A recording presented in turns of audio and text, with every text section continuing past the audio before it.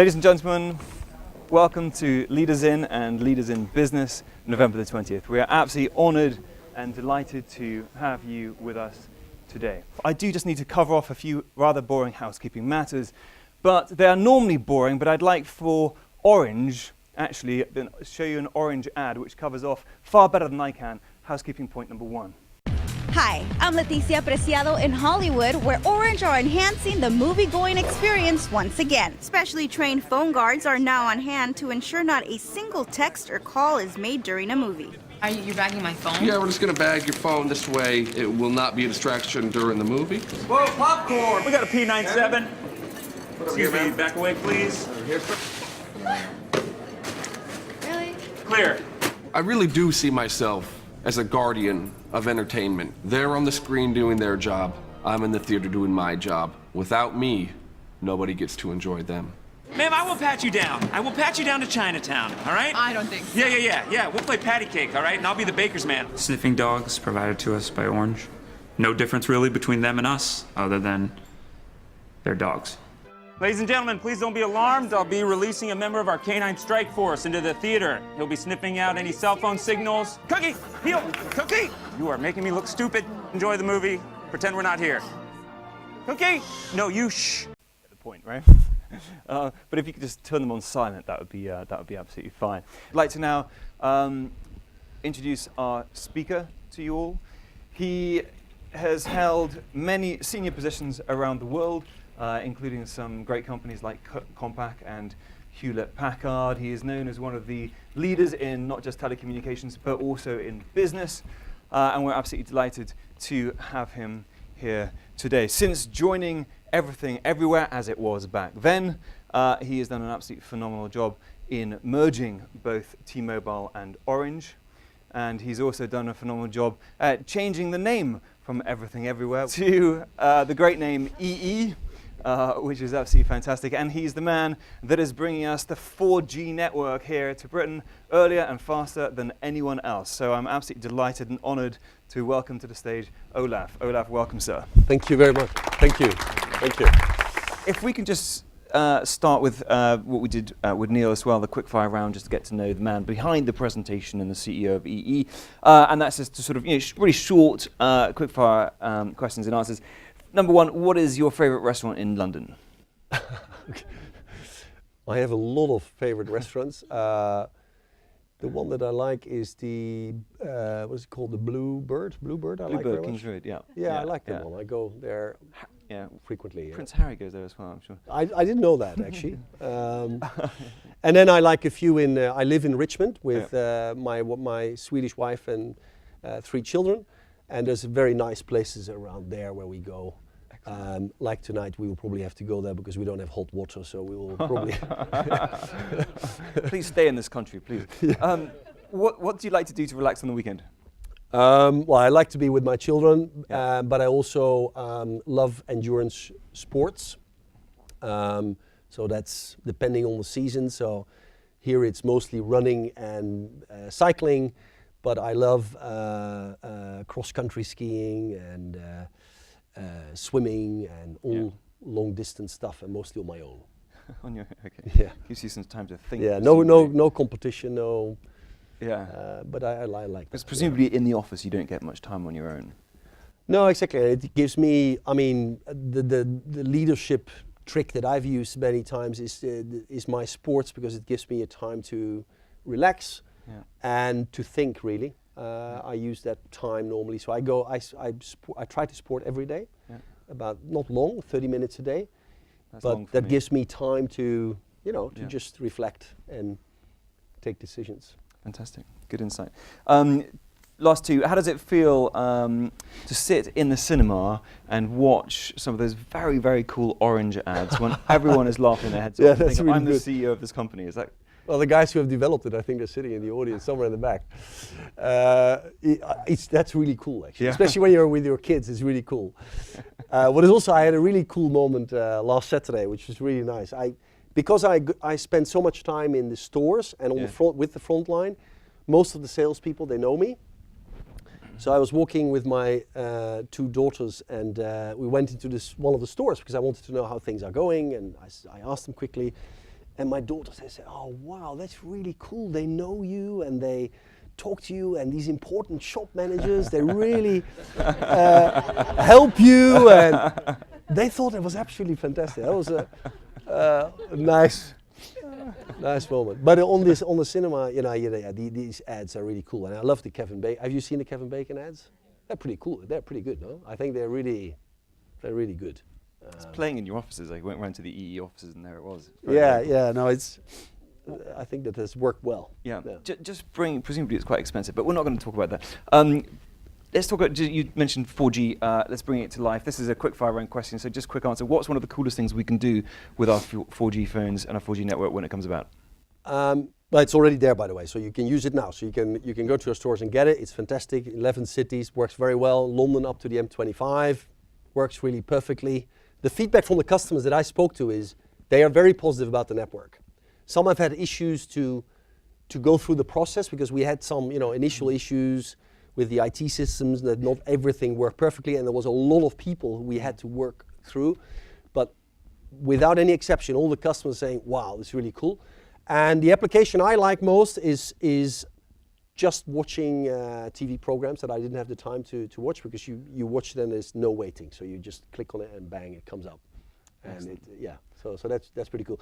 And the coolest application for business is not yet in this country, and I hope that I can get it here, is an ambulance application in Germany, which is basically a 4G application in the ambulance that allows people that have like heart issues to be helped in the hospital much faster, because they can send from the ambulance, they can send much bigger data files, like scans or all the data across to the hospital, so it cuts the time from getting into the hospital to being operated by 50%. And I thought that was quite a fantastic business application in healthcare. Very cool, very cool. Yeah. Just on the brand thing, just to clear that up if you can, Olaf. So we've got Everything Everywhere trading now is EE, which owns Orange and T-Mobile, which is half owned by Deutsche Telekom and France Telecom. There's a lot of telco brands in there. So is EE now going to replace the other two, Orange and T-Mobile? No. So basically, we never really marketed Everything Everywhere. I mean, if you would ask a customer in the UK, they wouldn't know what that was really. They didn't really understand. So what we trade with is EE, Orange, and T-Mobile. Okay. T-Mobile is straightforward value, very clear, very straightforward value. Orange is for those customers that say, listen, I want to have more from my mobile phone, so typical extra cinema. You mentioned it before, cinema and other things, loyalty points. And then EE is just super fast. EE is about 4G and fiber. Right. And that's what we sell and support, and and it works well, because I know that everyone in all the experts and the analysts, and they always say, why do you need these three? It allows us to be not one size fits all in a society where there is a lot of different needs and requirements. And if you have 34% market share, it's kind of hard to reach everyone with one proposition, really. Okay. So we will maintain 3 propositions. Okay, makes sense. Just a quick one on coming up with EE. Obviously, it's an acronym for Everything Everywhere. Was that always? I mean, who came up with the idea? It's a very smart idea, and I love the application for G. Well, when you try to find a name, I thought, because I haven't done this before, so I've never really had to go through a mega rebranding and find a new name. You think the process starts with, I can pick a kind of a nice couple of names. Yeah. It's quite a boring process, because you actually have to find a name first that legally fits. And I can tell you, most names are already taken. So if you try to find a name for your company, most of the names are already taken in the world. And then the second thing is, all the research is pointing to the fact that the name needs to be simple, short, easy to remember. You need to put something behind the name that really makes a difference internally and externally. And that's the difficult bit. So finding EE was actually really easy, because we asked I asked a lot of the frontline people, you know, what would you like? You know, what is easy for you? What is simple? What do you think can be easily marketed? And most of the people said, you know, it is hard to say on the phone, we're working for everything everywhere, and you know, it costs time. Yeah. So that's why we pushed this name EE. And what we had to do behind the name is establish also, of course, the vision, but then some values that represent the new company. And that is more important and more difficult to do than finding the name. Yeah. And I can recommend that if you go through something like this, you need to spend quite a lot of time making sure that the values of your company are values that you can really live by, that you can really market internally, and that where you're absolutely convinced that they also make sense in driving your propositions to the market. Yeah. Just quickly, top 2 values. So we are saying we're bold. Yeah. We're brilliant. We want to be brilliant. Yeah. We aspire to be brilliant. Yeah. Should have been called BB. And we want to be clear. Yeah. So we have three values. Okay. We want to be clear because we think that building a fast and good service proposition to our customers, we need to demystify and simplify and be much clearer in our products and propositions. So that's why we want to be clear. I said we want to be bold because sometimes we need to take risks. We need to be entrepreneurial. When you are a leader, you need to be innovative and you need to push ahead. And to be brilliant is more a state of mind of trying to go the extra mile at work every day. Is to really try to make every day, I guess, a good day. That's about, you know, being brilliant and trying to get that little extra performance in yourself and in the company overall. Well, if you're surrounded by a great management team and great leaders, you have to be, otherwise the CEO is in a lot of trouble. So what do you look for? What do you believe makes for a great leader? I think the first thing that I always looked for is diversity. So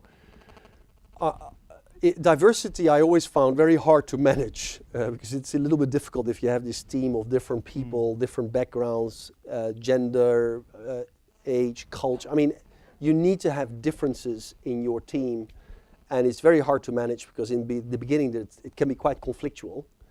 But I have a lot of good experience with teams that are where everyone is completely different.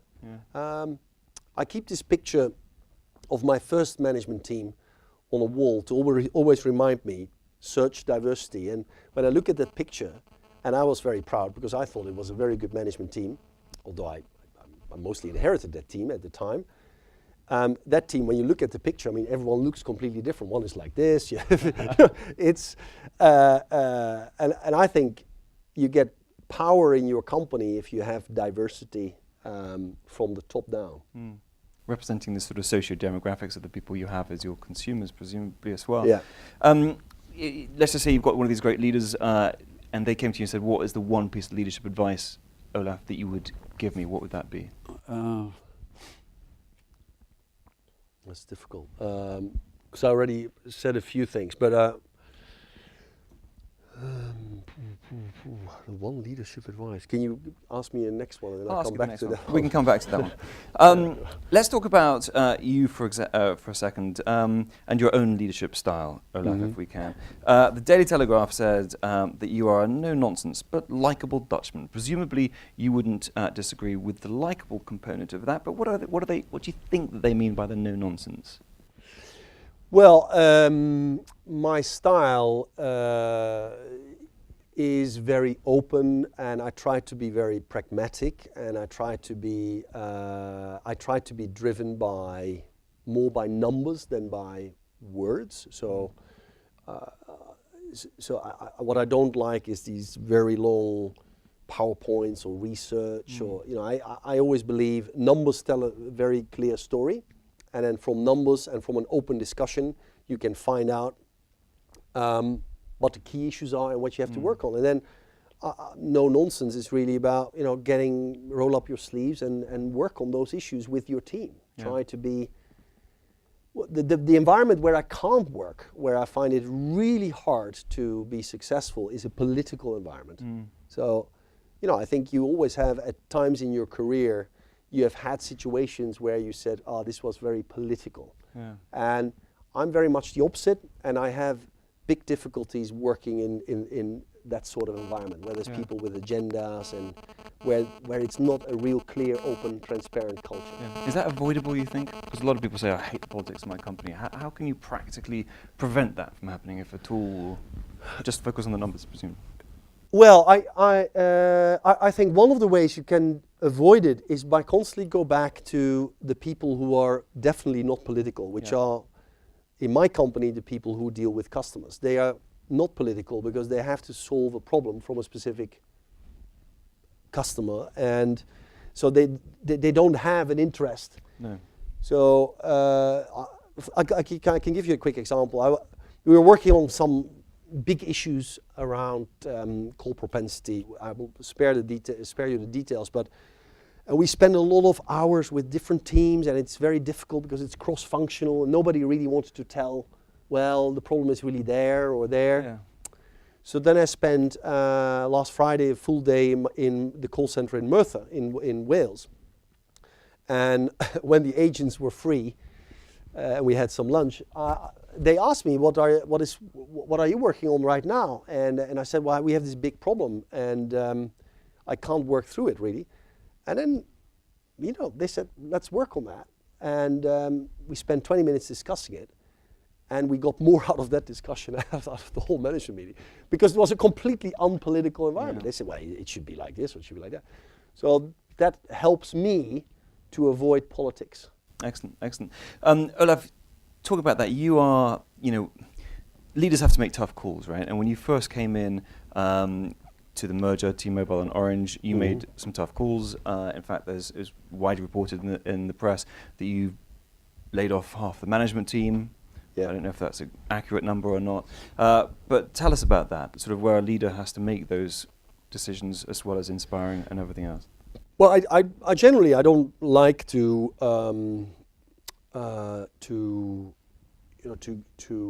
reduce employment or to have to tell people that they have to leave. But I had to do that because we had far too much management in our company. So we had 26 people reporting to me, and it was still very much a Ark of Noah situation. So you have two management teams, which in the beginning of a joint venture is actually a good thing to have, because you don't want to immediately lose the knowledge. And it takes some time. I came more from the Orange side. It takes some time to understand the other side and to appreciate.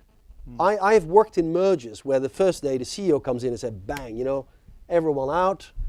And what you end up with is actually you lose many times a lot of talent immediately. So it does take some time. And I had the opportunity, this was my advantage. First of all, I've been working with the joint venture for some time. And I had worked with Tom Alexander to prepare already for some changes. So I could move fairly quickly in making, I think, the right decisions. Right. And then to take those decisions, I find is hard, but if you treat the people ethically and you are frank and open, I think it works. Yeah. As you said, you have two of everything, right? Yeah, at that time. Not anymore. So we went through that very quickly in the beginning, and we had to do that. Yeah. And if there is one advice, to come back on your previous point, there's one advice I can give is, when I was announced, I was still in my old job, and I wanted to go on vacation and spend some time with my family, and then come back and start and doing the general, the first 30 days, and then the next 30 days, listening, deciding, implementing. And the employees came to me after I was introduced, and they said to me, you need to move very quickly on this and this and this, because this has been hanging over the company for a long time, and everyone has made promises before that they would deliver it in a certain point of time, and because of issues with shareholders or complicated, it wasn't done. So then I started thinking, actually, this company has to be faster in delivering plans, so why don't I set the example? So I then said to the team, I will be here on the first day and announce my team on day one. I will do that on day one. So the reaction immediately from all the employees was, he will not do that. He will not be able to do that. He's going on vacation, he's still in an old job, he will not do that.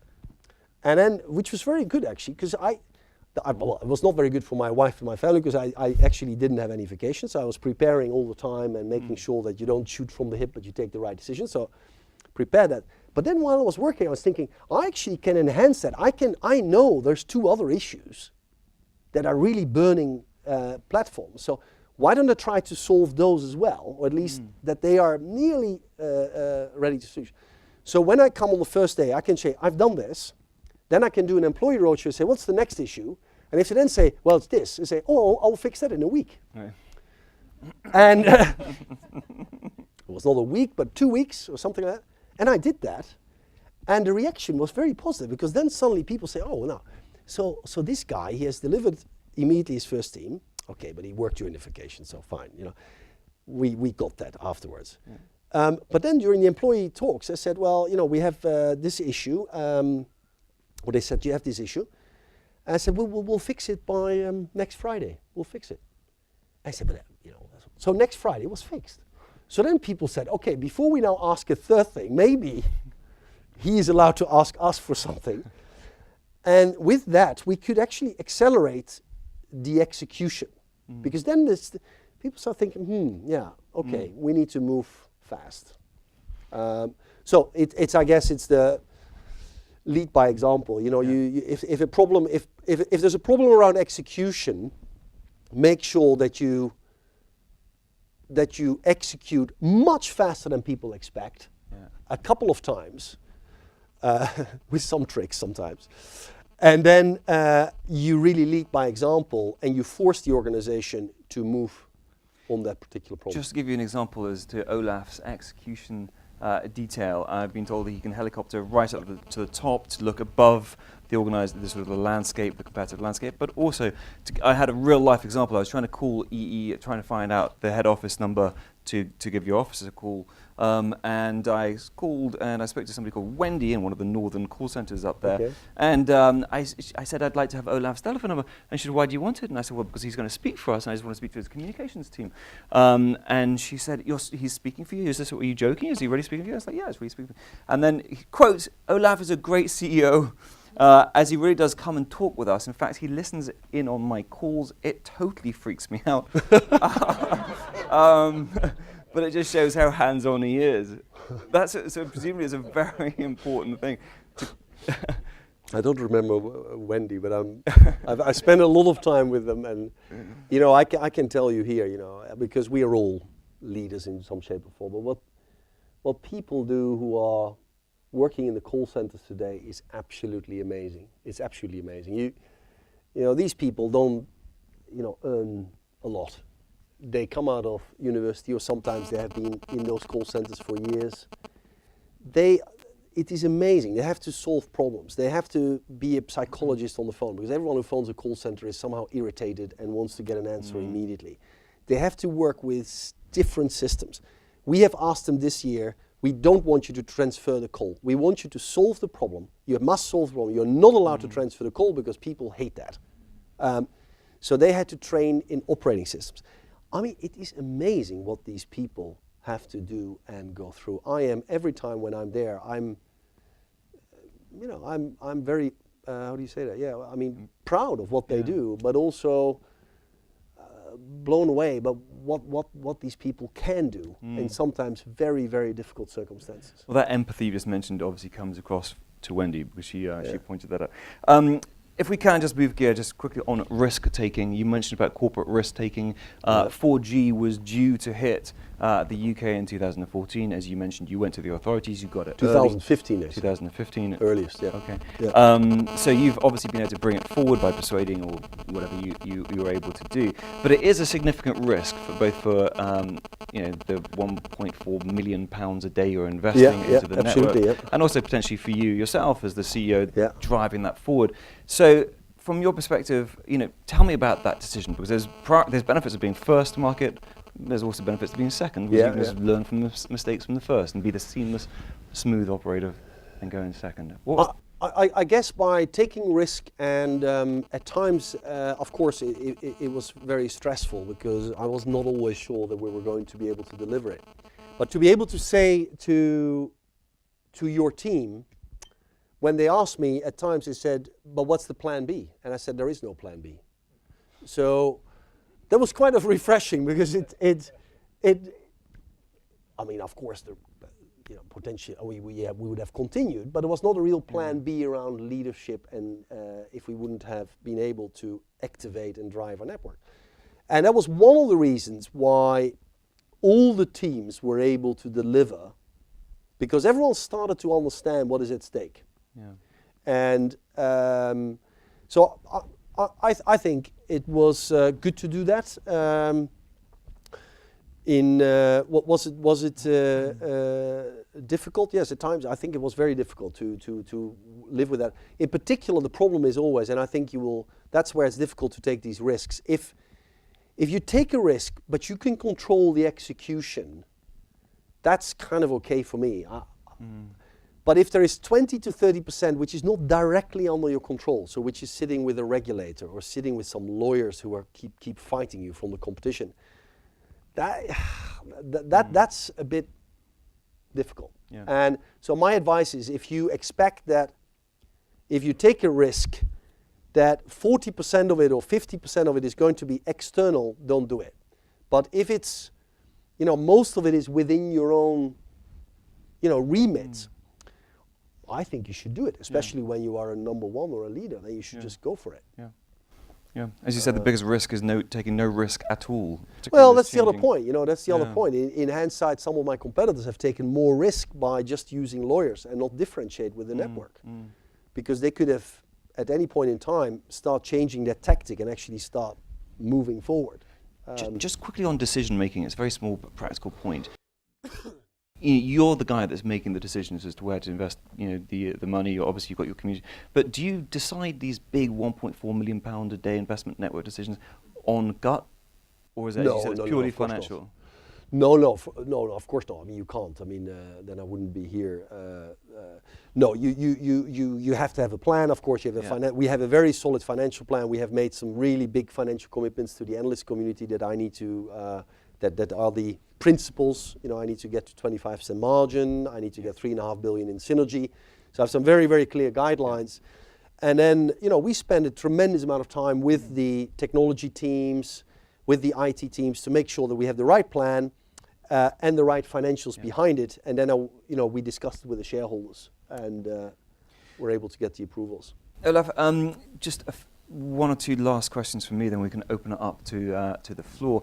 But you mentioned there in your presentation about putting the focus on the customer, and as you said, a lot of organizations have, as a mantra, we're customer centric, but it's difficult to actually live and breathe it. You mentioned that point. So if I can just bring you back to that, how realistic, how practically, I mean, all of the competitors, as you said in your sector, say, customer experience or customer insight, whatever it is, that's how we differentiate. But how do you actually live and breathe that to make sure you are customer centric? Well, so the first thing I said was to spend time there, and I think that helps. And then the second thing, which I find very difficult at times, is you have to sometimes take difficult decisions between time to market and customer experience. So sometimes, we had a recent example where we introduced a new phone in the market, and our technical people told us, well, it's maybe not really going to be good. Yeah. And you have to make this trade-off. The people are trained. The advertising is already planned. It's hard sometimes. It's really hard to make those hard cuts. And I think you need to be, at times, courageous and say, okay, we don't do this. And it might have a negative financial impact in the short term. And that I find difficult, is to make those trade-offs. Yeah. The way I've dealt with it is, I've got a person in my team. I have a person, Jackie O'Leary, who is representing those issues. So she represents those issues in the board, and she has a veto. So she is allowed to say, guys, you cannot do this. This will have too big an impact. And by bringing customer experience into the board, by someone who is not in a functional position, but in a real operational role. So she is in an operational role. I think you can work through those issues. you can work through those issues. Yeah. And final question for me, you mentioned that you came over to this country and you're challenging the assumption of the network here. You're putting new benchmarks in, saying that it just isn't acceptable. You went in and you sort of saw this scorecard of red, amber and green, and you challenged the assumptions there. So challenging the assumptions as what is acceptable is one of those traits of great organizations and great people. So how do you make sure that your culture is constantly doing that and you are challenging the assumptions to make sure you're making big improvements? It's a good question. I don't know actually. I haven't got an answer for it. That's why I'm asking. Do I challenge? Well, I mean, first of all, by establishing this value around being bold, we try to allow to give people permission to think out of the box, and we allow people to come forward with sometimes, some crazy ideas and to challenge the status quo. We try to do that. We try to bring that in through the values that we have implemented, and the advantage we had, which is sometimes difficult, when you are in an infrastructure business, I thought it was actually quite logical to start challenging the status quo because this country has to work on its infrastructure. I mean, I was amazed. Sometimes I'm sitting in a train and I drive to the north and you get this excuse, we're going to be late because there are leaves on the trains. I could not believe it when I heard it the first time. Now I get used to it now. So.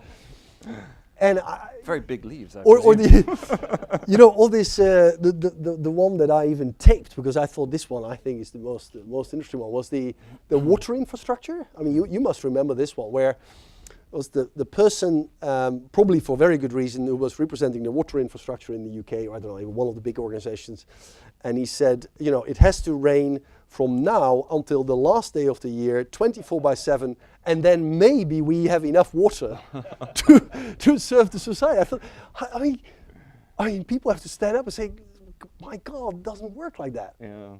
Or take Heathrow. I mean, when you fly, Heathrow, every time you go to Heathrow, the first thing that goes through my mind, oh my God, I'm going to be late to this meeting. This country has to do something about these problems. It's funny because we were in drought all the way up until the end of September. And we had a Vietnamese monsoon every day. It was raining like crazy, and we were not allowed to water or to clean our cars. And I think that this is something interesting about this society that you accept that infrastructure. We need to do something about that. Yeah. Well, we need things to complain and moan about, right? I mean, no, you need to. It's not so difficult to do it. I mean, it takes a few years, but at least what I can say is that on the digital infrastructure side, I'll make sure that with my company, this country will get an infrastructure that we are proud of. That's what I want to have here. And when I started here, the infrastructure in my space was running behind the US, Korea, Sweden, many countries. Now the infrastructure that is already here in London and in 10 other cities is an infrastructure that is better and bigger than in any other city in Europe. And afterwards, I want to try to get an infrastructure that is beating some of these countries that are a bit the poster childs in terms of digital infrastructure. The poster child in the world today is Korea. So Korea, I don't know if you know, they have the advantage that it's a small infrastructure, a small country, and secondly that everyone lives in apartments. So it's easier to build a digital infrastructure for everyone. But I think my company can certainly make a big contribution to the digital infrastructure. Big contribution.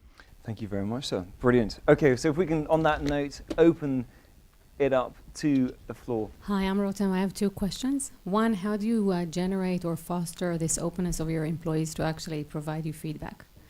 And the other one, what's your vision for the telecommunication industry as a whole, that we see that everybody is actually showing really poor numbers? Right. So on the first one is to foster an open environment is of course to lead by example. So is to be really open, is to engage with different people. The way I do this is I try to go through all the ranks without removing accountability. So I think there are some, if you don't want to be a micromanager, so you don't want to be the leader that comes in and Mr. Fix It. Yeah, you come in, you fix it, and you bypass everyone else. But I see it as my right as the CEO to pass all the management, to ask questions, to engage, to learn, and to motivate. But I'm not allowed to remove accountability. So that's what I try to do. So as an example, what did I do today? I had a breakfast with 20 employees, from the company, from anywhere else, to share, learn, and to live that. On your second question is, I think this industry is a little bit underrated, in particular by the investors, and a lot of investors and shareholders. I mean, frankly, also, no, I'm not going to say that because I'm not allowed to say that. But what I will say is that I think it's an underrated industry. It's an industry that is incredibly exciting. It's an industry that moves very, very quickly. And it's one of the rare industries where we produce a product which is intrinsic in people's life. It's so intrinsic in people's lives that they use it all the time. They're really upset when it doesn't work. And if I ask each one of you to pass on your phone to someone else and say, it's just a commodity, so just pass it on and let the other person use it, I think most people would feel extremely uncomfortable because you have your personal. So it's a really exciting industry. It's a really exciting industry. And I think we have an opportunity to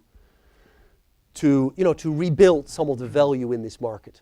The issue for this industry which is a little bit similar to the airlines industry, is that there are a lot of operators around the world, and there is a very, very big focus on making sure that the pricing is right, which is good. I think that is important because so many people use it.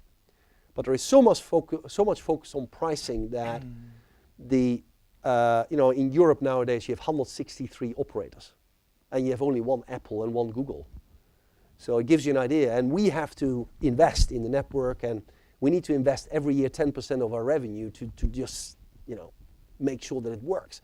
So that's one of the issues we have as an industry, that the regulatory framework is not very investor and company friendly today. And I don't blame the regulatory framework. It's also part of our own making. I mean, we should create more excitement, and we should solve some of the problems that do exist, like roaming and other things. But that's I would say how I see it. Thank you. We've got another question right here, please. Hi, Sophie speaking. Just one second. I just wonder what you see as the future kind of business model really in your industry, and whether you think it's going to massively change, whether data is going to be where the bulk of your revenue comes from, or whether you think it's going to be a data or a B2B kind of business model, and how you see that kind of changing over time. Right. So it's increasingly an excess fee model. So what that means is that there will be, similar to, I guess, Neil who was here before me, a subscription model. In the UK in particular, there's still a lot of customers that are what we call on prepay products.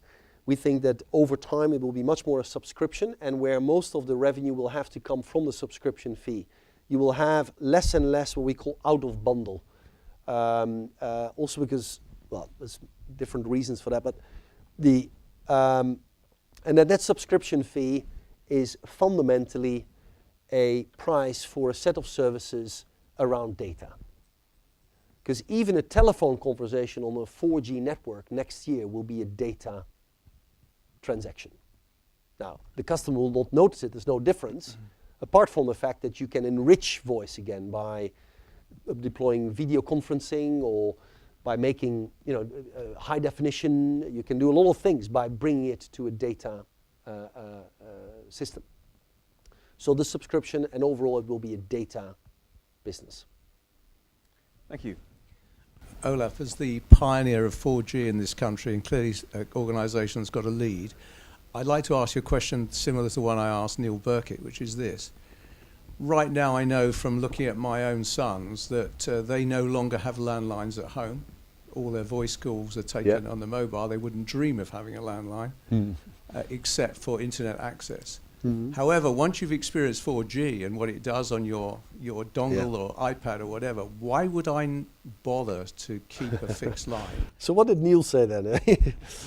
Well, he did the usual story. Of course, we need backhaul and we need this and we need all this. Which is right, by the way. Which is true. But I also said, My view is that in the end, I will have a single device at home, which is a modem, which is a Wi-Fi access point, which is also a small cell on your network. And that way I get the advantage of, depending on what content or what type of thing I was doing, the intelligence in the system will decide how it will deliver it to me to optimize the cost and therefore provide a better return for the operator to give me all the services that I want. Excellent answer. I've just answered my own question. But well, you know, we have a fixed business as well, and we're going to grow that. It's going to become very important. We have rolled out fiber, or we are not rolling out fiber, BT does that, but we're selling and marketing and servicing fiber product. I do not believe that 4G is displacing fixed necessarily. It will only do that when fixed is not good. So we have seen that in Austria, we have seen that in this country in rural areas where there is no fixed. So there definitely 4G will serve the purpose. So I think there is a place for both, but both have to show their merit and their differentiation in the eyes of the customer. And then I agree with you that to the customer, ultimately, it doesn't make a big difference anymore. The device will, you know, a 4G device next year will basically, you know, be able in the home to use a Wi-Fi signal and make you can make a phone call via Wi-Fi router or via a fixed internet or via a 4G capable product. And then exactly as you said, depending on the load, depending on what's going on, the device or the network will select which route to take. The customer will not be worrying about that, and they don't need to be worrying about that. So that's, in my view, the direction that it takes. I can tell you, again, without marketing the service, but the 4G service is very exciting because most of the people don't know what you can do with it until you have seen it. And then you don't go back. You know, you don't go back and use something old. It's very interesting. You get used. It's the same thing like try to remember when you didn't have a mobile phone. How did you work? It's kind of, I mean, I don't remember it exactly, but it worked somehow. You worked through it. But you cannot imagine now living without that particular tool. And the same is true with 4G, which can do so much more, so much more. You basically bring the whole a good fixed experience that you may have in the home or in the office, you bring that outdoor, on the road, in restaurants, everywhere. I mean, there is this interesting debate about indoor versus outdoor coverage. I will not go into too much detail on that, but our 4G will provide very good indoor because it's using a very dense grid. Thank you very much indeed. We have, do we have time for one final question? One final question, if it's a good one, sir? No pressure at all.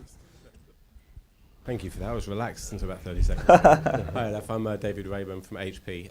Hi. There's been a lot of talk in the market about over-the-top services like WhatsApp and so on, especially recently now. Yeah. How are you going to either work with or compete against these services that are taking your pie? Everything you're saying makes absolute sense about the importance of the network, the speed and so on. But you have these guys who are making, I would even say, more money off of it than you possibly can. So what's your sort of strategy in changing your service to not fall in the trap of delivering a pipe for everyone else to make money on? So the first thing that we're doing is we're bringing all the things into a subscription. So we have announced unlimited voice and unlimited text. It's the best way to remove this anxiety of people to say, I need to use WhatsApp or something because I get this extra charge and I have a per second or per minute or per transaction charge. And that has worked very well in the UK, by the way. So WhatsApp is important. It is important, but it's certainly not as important as in the Netherlands or in Italy or other places where the telcos have been too late in promoting and driving very large abundance in their products and services. So that's one way to do it. And then the second thing that we will do is we will bring very selectively, because we're not Apple, we're not Google, we're not a software company. But through partnering, we will bring some services to the market which will, I think, excite you and others, which will compete with some of these products. So, on behalf of everybody here, I want to say, Olaf, thank you, sir. Thank you. Thank you very much.